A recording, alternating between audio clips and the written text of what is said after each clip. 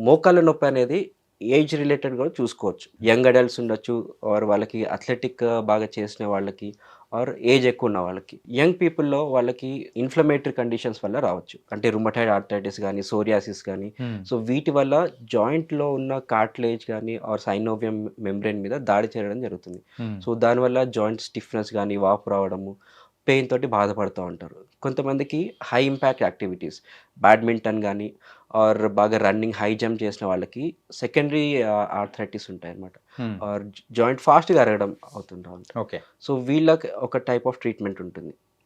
ఇంకొంతమందికి ఏజ్ రిలేటెడ్‌గా degenerative conditions like cartilage damage అవ్వడం, హ్మ్. ఆర్ వాళ్ళకి ఆహ్, బోన్స్‌లో ఆస్టియోపోరోసిస్ అంటాం.